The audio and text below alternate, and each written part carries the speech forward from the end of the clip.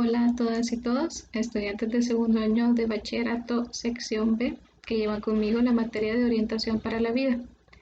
Hemos llegado al último contenido del periodo 2, el cual consiste en la estructura de un proyecto personal de vida a mediano plazo. Y en este video vamos a revisar tanto los contenidos teóricos como las actividades y las indicaciones para realizarlas. Para comenzar, abordaremos el concepto de proyecto de vida, un concepto que para ustedes no es nuevo. Ya en primer año realizaron un proyecto de vida preliminar y por tanto ya tienen una noción de que el proyecto de vida es ese camino o ese marco en el que se estructuran todos esos sueños, pero también la realidad en la que se encuentran en el presente y que sirve de faro o sirve de mapa para ir cumpliendo cada una de esas metas y finalmente cumplir objetivos y llegar a cumplir la misión. Y en ese sentido, tenemos una estructura a seguir, como una serie de pasos para ir elaborando este proyecto de vida. Y a lo largo de estas 2 semanas vamos a irlos realizando. Primero, tenemos el diagnóstico. Seguimos con la visión, los valores, un contenido que de hecho ya revisamos en las clases anteriores. De ahí seguimos con la misión, los objetivos, metas, el plan de acción y finalmente los 2 puntos que son tanto de la ejecución como la evaluación y el seguimiento de todo ese conjunto de planes. En cada una de las etapas o pasos de este proyecto de vida, deben de considerar estas 6 áreas, de manera que el proyecto de vida sea verdaderamente integral.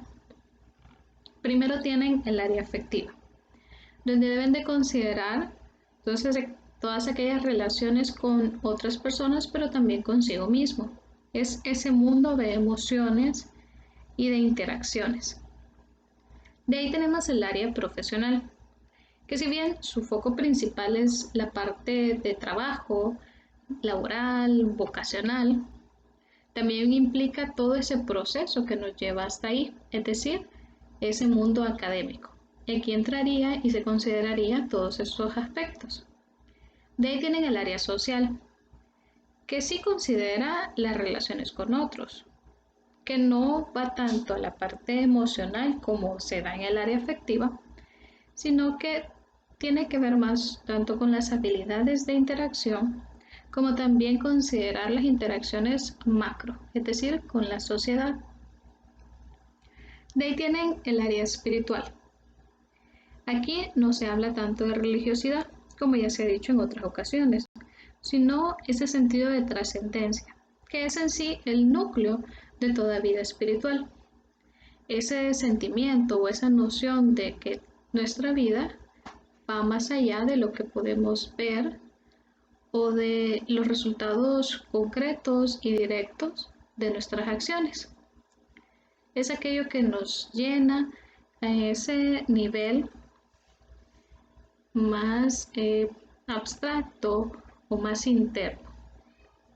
De ahí tenemos el lado contrario, el área material, que no es algo negativo, sino que tiene que haber un balance adecuado entre ambas, ya que en este aspecto, en esta área material, consideraríamos todas aquellas metas, objetivos que tienen que ver con tener algún bien, tener una casa, o sea, tener algo concreto que se puede tocar, que se puede ver. Y por último tenemos el área física, y aquí consideramos el área de salud, consideramos también la parte de apariencia. Todas aquellas metas que tienen que ver con este aspecto entrarían acá. En esta guía vamos a revisar estos 4 aspectos o pasos del proyecto de vida. La parte del diagnóstico, la parte de la visión y misión, los objetivos, Y finalmente las metas. No vamos a considerar la parte de los valores porque como ya les comentaba, eso lo revisamos en los primeros contenidos de esta unidad.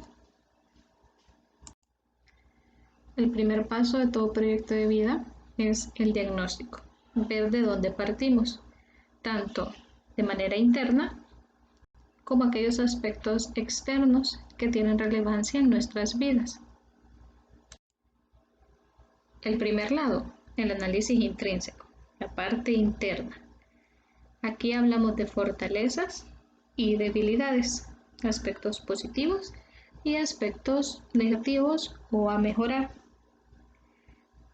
Para explorar esta área, para ver la importancia de una verdadera introspección y análisis personal, en la guía está planteada una actividad en la que ustedes van a ir y le van a preguntar a 3 compañeros que ellos digan sus propias fortalezas y debilidades.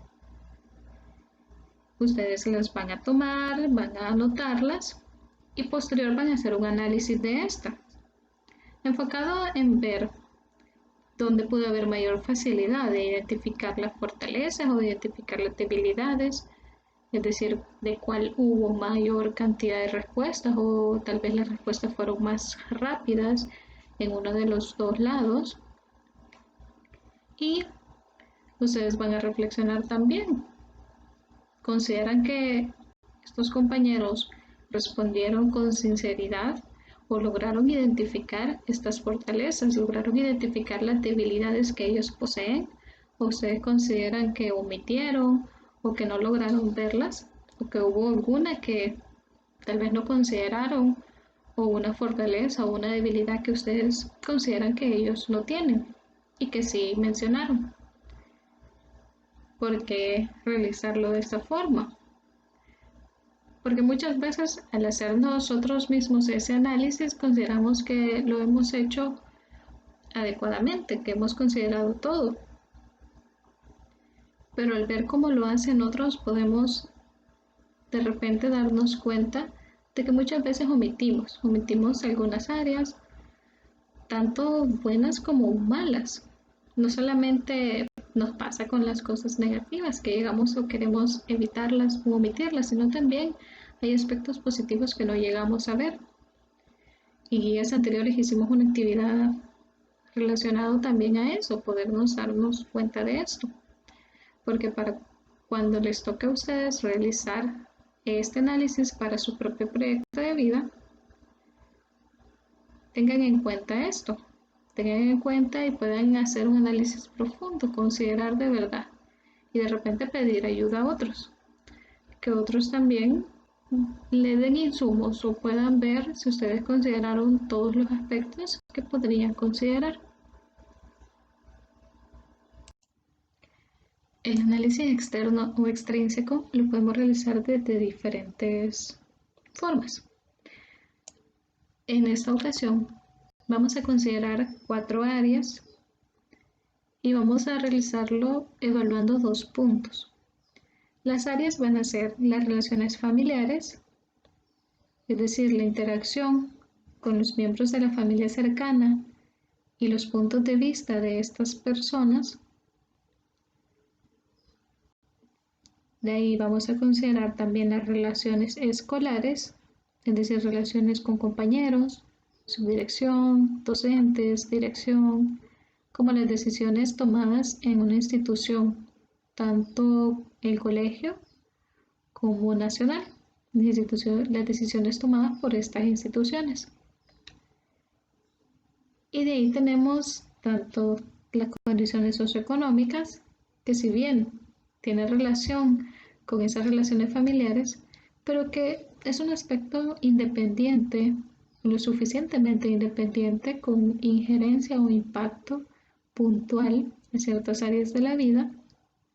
Y finalmente el contexto sociopolítico, ese nivel macro de decisiones que impactan en la vida cotidiana de las personas. El núcleo central de estas 4 áreas, de estos 4 aspectos, es que consideran factores que la persona individualmente no puede controlar, sino que dependen de esos elementos externos. Y como ya les mencionaba, vamos a realizar este análisis considerando 2 puntos. El primero es evaluar el nivel de importancia que tiene cada una de estas áreas en su vida. Para cada una van a ir valorando si el nivel de importancia es bajo, medio o alto. Posteriormente, van a pensar y van a imaginar qué implicación tendría la carencia, la ausencia de cada una de estas, o que en alguna de estas áreas haya un contexto desfavorable en sus vidas, es decir, que sus relaciones familiares sean desfavorables o que el contexto sociopolítico sea desfavorable. ¿Qué implicación? Una implicación puntual para cada una en su vida y en sus planes. Es decir, qué consecuencias traería para ustedes. Y aquí usted va a escribir la consecuencia que tenga mayor relevancia para ustedes. De esta manera podemos realizar este diagnóstico de cómo están estos elementos externos y cómo nos afectan, qué impacto tienen en nuestra vida. La segunda etapa o paso es el de visión y misión. Aquí entraría también el de valores, pero como ya mencionaba, ese ya lo hemos revisado. Entonces nos vamos a centrar en visión y misión. La visión es cómo me veo, en este caso específicamente en 5 años, y la misión es lo que estás haciendo actualmente. Si bien ya habíamos abordado el tema de la visión, vamos a retomar algunos aspectos puntuales para su redacción. El primero, y que no está mencionado acá porque es un aspecto más de forma, es que debe ser iniciada con un verbo en futuro, y que en este caso para una visión personal el verbo es ser. Ser un estudiante de y lo que corresponda, o ser una doctora y lo que quiere que continúe esa visión. De ahí, cada uno de los elementos que vamos agregando a esa visión debe de considerar estas 4 características o estos 4 aspectos puntuales. El primero es que sea integradora, es decir, considerar las diferentes áreas, no centrarnos solo en una, considerar las otras áreas de nuestra vida y la importancia o lo que queremos llegar a ser en cada una de ellas. La segunda característica es que considere un tiempo para su cumplimiento. Cuando hablamos de un proyecto de vida a mediano plazo, hablamos de 5 años, pero debe de considerarse cierta flexibilidad al momento de ser redactada. Que esa visión o que ese logro sea algo que se pueda lograr y por tanto también está la siguiente característica, que sea realizable tanto por el contexto como por el tiempo, que sea posible de cambiar, de modificarse, sin que se pierda el núcleo central de esa visión. Y finalmente, esa visión debe ser motivadora, de manera breve, pero inspiradora. La visión termina siendo una frase sencilla, corta, que al ser leída se logra ver que es posible realizar, pero que no por ser posible o sea de fácil cumplimiento, sino que esa posibilidad requiere esfuerzo, pero es un esfuerzo que se quiere lograr y que se siente esa motivación por realizar. Para la misión vamos a considerar estas 4 preguntas al momento de redactarla. La primera es ¿quién soy? Es decir, que al momento de redactar tienen que describirse tanto en el rol que realizan, es decir, estudiante de bachillerato, como sus características, las características más importantes o que consideran que los definen o que los diferencian de la mayoría. La siguiente pregunta es ¿qué hago? ¿Qué acciones? Y muchas veces estas acciones están relacionadas con el rol el que desempeñan. Por ejemplo, un médico sería, soy un médico que brinda servicio de salud a niños y niñas, por ejemplo, un médico pediatra. En su caso, serían las acciones que van relacionadas a su rol de estudiante. Pero también pueden considerar aquí otros aspectos o otras acciones que realizan en su vida. Si practican algún deporte, si tocan algún instrumento musical, por ejemplo.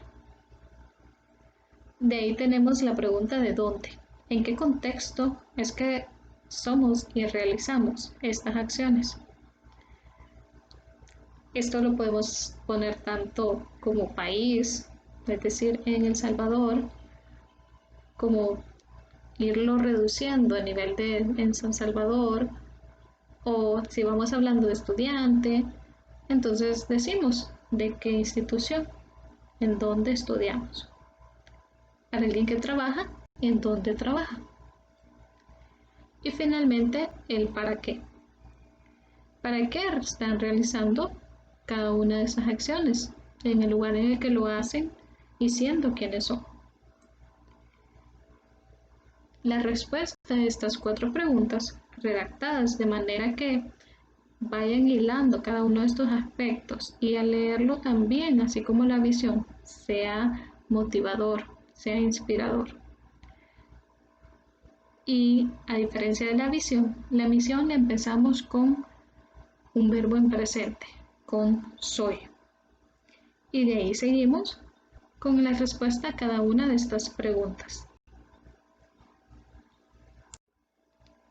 Como tercera etapa o paso tenemos los objetivos, los cuales son aquellos logros que se quieren alcanzar. Para la redacción de objetivos generales y específicos, ustedes pueden trasladar ese conocimiento, ese bagaje de información que ya tienen de otras materias, porque la lógica o la idea es la misma. Tenemos un objetivo general y de ahí tenemos unos objetivos que buscan lograr este objetivo general. Tienen que estar relacionados. No podemos tener un objetivo general que tenga que ver con la adquisición de bienes materiales y en uno de los objetivos específicos estamos hablando de el bienestar o de la sensación espiritual. No hay relación o este objetivo específico no nos ayudaría a cumplir el objetivo general. Tienen que revisar y ver de que haya congruencia. Para la redacción vamos a considerar estas 5 características que nos permitirá ver que hemos redactado un objetivo, que verdaderamente estamos redactando un objetivo que nos da las directrices y que establece el logro que queremos alcanzar. El primero es que estén enmarcados en 1 o 2 áreas, que se vea con claridad, que no sea ambiguo. A eso nos referimos con este punto. El siguiente es un aspecto más de forma, que el verbo al inicio sea en infinitivo. Construir, mejorar, disminuir, son verbos que nos establecen un logro y los hemos redactado en infinitivo. El siguiente punto es que sea abstracto, es decir, que no se pueda medir, que no sea algo que se puede visualizar con facilidad. No es que no haya claridad, ya que en el siguiente punto establecemos, tiene que ser un objetivo que se pueda leer y entender, y se pueda comprender a qué hacer referencia, pero que no sea algo que se pueda medir, ni tampoco, como lo establece la quinta característica, no debe de hacer alusión a algún proceso o actividad, sino que al logro, que es lo que se quiere lograr. En el esquema que tenemos ahí podemos ver cómo va la relación desde el objetivo general hasta la siguiente etapa, que es la de las metas. Primero, el objetivo general debe buscar responder a la pregunta de qué quiero lograr. Y los objetivos específicos responderían a la pregunta de qué haré para alcanzarlo, qué haré para lograr ese objetivo. Las metas ya se enfocarían en cómo lo voy a hacer. Vamos a ver un ejemplo. Un objetivo general podría ser el de una persona que dice que quiere mejorar su estado de salud física y mental. Y aquí vemos de que hay dos áreas claramente visibles, el área afectiva y el área física. Tenemos el verbo en infinitivo, mejorar. Es abstracto, no podemos medir, cuantificar esa mejora de salud física y mental tal y como está descrito ahí, pero hay claridad. O sea, podemos decir con facilidad qué es lo que quiere esta persona, pero no hay un proceso o una actividad establecida en ese objetivo, sino el logro final. Ahora, ¿qué va a hacer esta persona para alcanzarlo? Esta persona se pone los siguientes objetivos específicos. El primero, disminuir su peso corporal. Y el segundo, aprender a manejar sus emociones en situaciones difíciles. Siguen siendo logros que van a permitir alcanzar el logro mayor, es decir, el objetivo general. Cuando ya pueda disminuir su peso y ya pueda manejar sus emociones, va a tener una mejora de su estado físico y mental. Como logran ver a este momento, todavía no estamos hablando a un nivel concreto, no estamos hablando de procesos o actividades puntuales que se puedan medir o cuantificar. Pero cuando ya hablamos de las metas, cuando ya decimos el cómo lo va a hacer, entonces ahí sí vamos a poder ver los procesos o actividades. Para este caso que estamos explicando, en el objetivo específico de disminuir mi peso corporal, esta persona tiene dos metas. Uno es dedicar 2 horas al día a actividades físicas. Ahí sí vemos una actividad o un proceso puntual y podemos medirlo. Son 2 horas.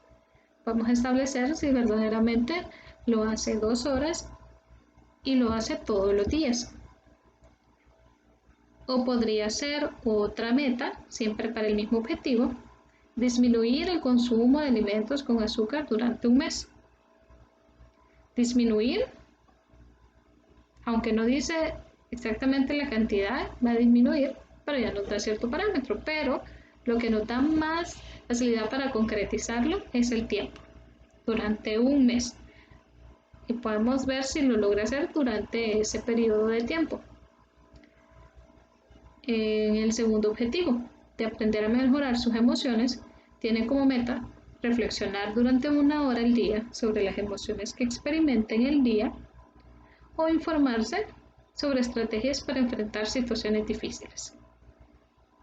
Ambas son actividades o procesos concretos que se pueden medir con facilidad.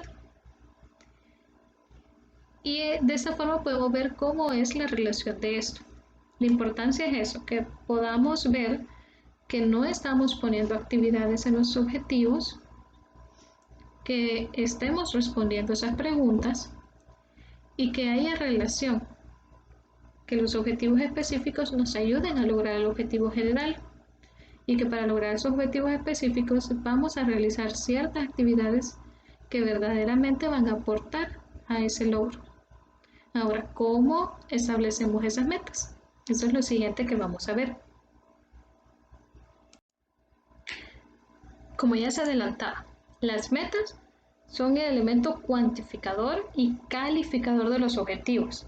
Es decir, nos permiten medir y nos permiten valorar mediante ciertas cualidades que establecemos previamente para después poder ver si hemos cumplido con los objetivos. Para el establecimiento de las metas y su respectiva redacción, vamos a considerar estos tres elementos. El primero es el verbo. El verbo nos da la idea de acción, por eso es importante. Estos pueden ser orientados a mejoras, a mantener, a coordinar o organizar. De ahí tenemos el elemento de medida, que puede ser tanto cantidad como calidad. En los ejemplos que mencionábamos, podemos ver cómo, al decir dedicar 2 horas diarias al día a actividades físicas, podemos ver la cantidad, 2 horas. Pero también podemos considerar la calidad y podríamos hablar, en lugar del tiempo en el que va a realizar estas actividades físicas, se puede hablar del tipo de actividades. Por ejemplo, podríamos decir dedicar o realizar al día actividades físicas cardiovasculares o una combinación de ambas.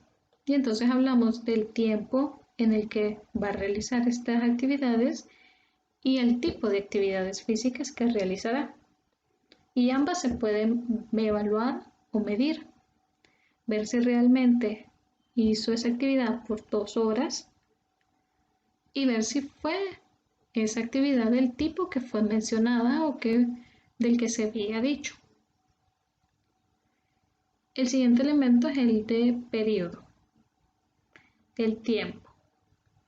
Y aquí se puede hablar tanto de plazo, es decir, todos los días durante un mes, 3 veces a la semana, o el límite, es decir, hasta cuándo. Por ejemplo, en la meta de disminuir el consumo de alimentos, es decir, disminuir el consumo en un mes, estaríamos hablando de un plazo. Pero si dijéramos que va a ir disminuyendo hasta llegar a erradicar el consumo de azúcar dentro de 2 meses, estaríamos hablando de un límite. Dentro de 2 meses sería el límite en el que tendría que cumplir esta meta. Y estos elementos son importantes porque nos dan claridad y ayudan a la realización de las metas. Porque es diferente decir disminuir el consumo de azúcar a que si hablamos de disminuir los alimentos con tanto nivel de grasa, de azúcar, durante tal periodo de tiempo. Da también cierto nivel de disciplina que ayudará al cumplimiento de los objetivos, tanto específicos y por tanto el logro del objetivo general. Y eso fue todo el contenido teórico y también la explicación de algunos elementos puntuales de la guía. Igualmente en el EduBlog está la publicación donde están las indicaciones, pero si siempre quedan dudas, alguna consulta, se pueden resolver tanto en la clase virtual como en la asesoría en línea y también por comentarios en el mismo EduBlog donde se publicó, y pueden escribirme igualmente al correo, preferencialmente al institucional, y yo les respondo y les ayudo en lo que pueda.